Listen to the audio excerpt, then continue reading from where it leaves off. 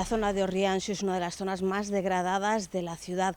Muchos de estos locales estaban cerrados ya antes del traslado al mercado provisional de los Praceros. Los comerciantes que cada mañana acuden aquí a vender sus productos, normalmente productos de huerta, se encuentran con situaciones violentas con las que no deberían encontrarse. Ahora además aseguran que hay ocupas en muchos de estos lugares. Lo que hace unos años era el principal mercado de la ciudad, incluso de la provincia, hoy tiene este aspecto. Orrianxo se ha convertido en un lugar completamente abandonado, donde a duras penas sobreviven unos pocos comerciantes. Levo aquí por miña filla desde que tiña 14 anos, imagínate, moitos anos. E como está agora mesmo Orrianxo? Pois o mesmo Rianxo cada vez peor porque quedou todo abandonado. A plaza non está peor que nunca, porque claro, non a remodelaron nada. Entonces, xa ves, hai un abandono total. Un abandono total.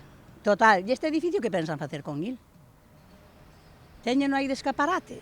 Pasaron todo para ali, agora a Alameda está ali toda ocupada, e aquí que? Que vai facer con este edificio? Ya a plaza de Rianxo que había aquí, agora non che vale a pena vir, porque agora ven unha señora que outra, e olvídate que aquí non hai nada. Que non hai, está abandonado total. De verdade, dá pena, parece mentira que o que foi isto en que está convertido. Non o vexo normal. Que arreglen o que teñen que arreglar e que se deixen de trangalladas, porque nunha cidade unha boa plaza é o todo, e aquí está todo abandonado. Y las consecuencias de ese abandono van en aumento con la llegada de ocupas a los locales vacíos. No, agora que eu veño ás 7:30, non hai moita xente. Despois, a partir das 9 ou así, a veces van buscar auga á fonte, a veces así pasar varias personas. Bueno, hai algúns que se ve que son drogaditos, ou que están así un pouco delgadiños e teñen unhas pintas un pouco raras que a veces si me veñen pedir algo de pan ou algo de comida.